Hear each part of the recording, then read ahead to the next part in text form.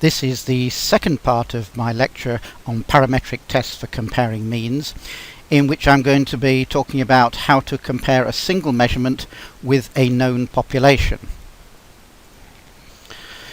For testing a single measurement against a known population, what we're given is the population with a known mean and a known standard deviation. The data that we have available is just a single measurement, which we can call x. What we want to test is whether the measurement x could have come from this population. And the statistical test that we're going to use for this is the normal distribution test. At least that's what I call it in this lecture. You may find it's given other names in the literature. The normal distribution test requires us to know the population mean MP, shown in the yellow population in this diagram, and a standard deviation SP, the width of that distribution. And we have a single measurement x that we want to see whether it came from that distribution. So the null hypothesis is that x did come from this population, and we use a test statistic called U, which is equal to x minus MP, the population mean, divided by SP, the population standard deviation. So this is trying to see how far away x is from the mean value compared with the width of that population. So what does this formula for U mean? Well, SP is a measure of the likely variation in x, because it is the population standard deviation, the width of that distribution. The test statistic U is calculated as the difference between x and MP, that's what x minus MP means, as a fraction of the standard deviation. So it's how far away x is from the mean when compared with the standard deviation. And if the null hypothesis is true, then this statistic U should follow a standardized normal distribution. But that's pretty well how we defined a standardized normal distribution. Take the mean away and divide by the standard deviation, and that converts any normal distribution into a standardized form.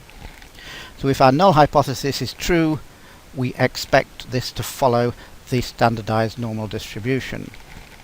So if we calculate our value of U, we can determine the probability of getting any result, any particular value of U, by looking it up in the normal distribution. So here's the recipe for performing a normal distribution test. First of all, we take the difference between the measurement and the known population mean, that's x minus MP. Then we divide the difference by the known population standard deviation, and that gives us the test statistic that we've called U. Then we look up a critical value for U from the table of the standardized normal distribution. Depending on the significance level that we need, that will give us a critical value. For example, we've already seen from the normal distribution that 95% of measurements are within 2 standard deviations. So if our significance level is 5%, then for a two-tailed test we'll have a critical value of 2, saying that we've got to be more than 2 standard deviations away from the mean to get into the tails, where there's only a 5% probability left. So if U is larger than this critical value, meaning we're down in the tails where the probability is low, we can reject the null hypothesis as being unlikely to be true. So here's a practical example of that. Let's look at how many counts we have in a blood sample. And the question we pose is there any radioactivity in this blood sample if we count it? The hypothesis is that the counts are higher than background. That's our experimental hypothesis. So we need to form a null hypothesis. I wonder what the null hypothesis is corresponding to that experimental hypothesis. Well, it has to be the exact opposite, so it would be that counts are not higher than the background. That's the opposite of the experimental hypothesis. And we need to know whether this is a one-tailed or a two-tailed hypothesis. Just think about that for a moment. Does this sound like a one-tailed or a two-tailed hypothesis?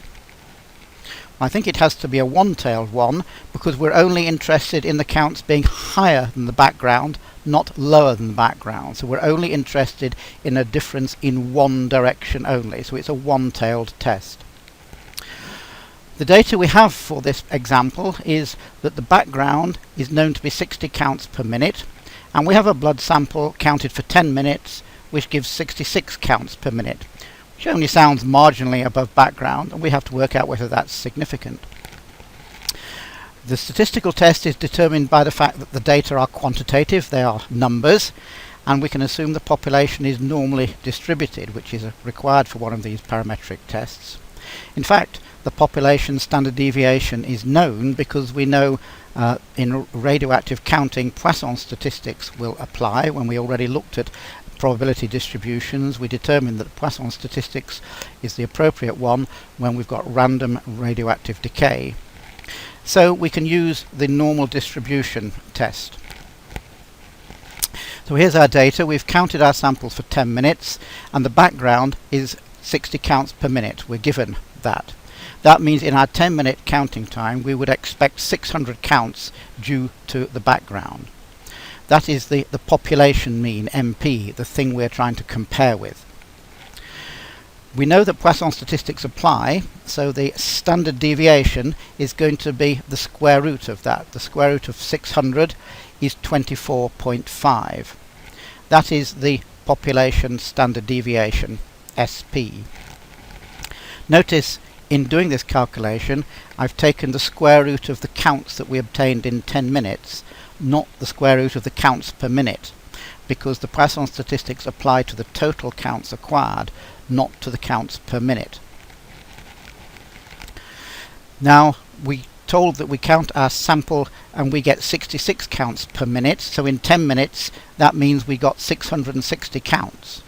That is our measured value, X, which we want to compare with our population. The test statistic U is X minus MP over SP. X is 660, MP is 600, and SP is 24.5.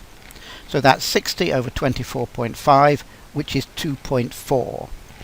So U is 2.4. What is the probability that we got a value of 2.4 by chance?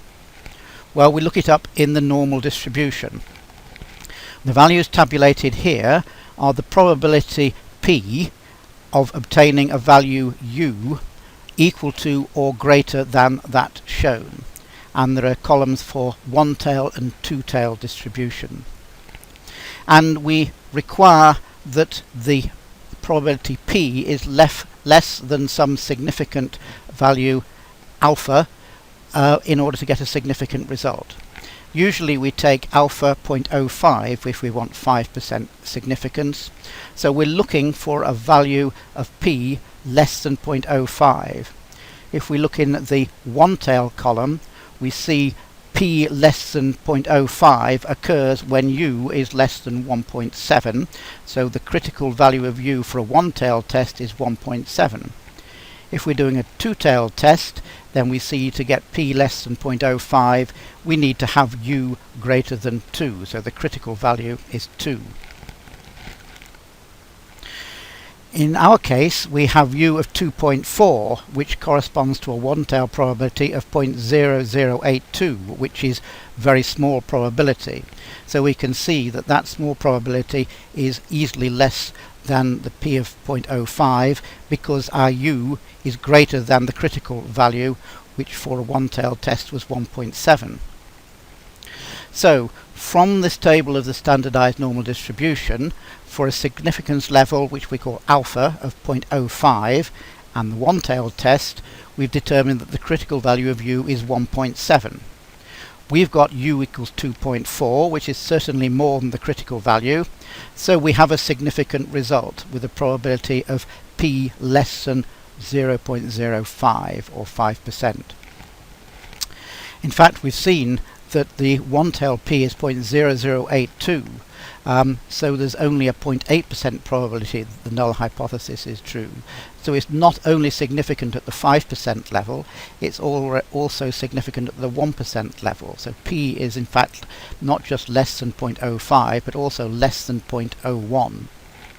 So the null hypothesis can be rejected not just with 95% confidence, but also with 99% confidence. So we conclude that the blood sample counts are definitely significantly higher than the background. So that's an example of how the normal distribution test can be used in real nuclear medicine practice. And that is the end of the second part of this lecture on comparing means.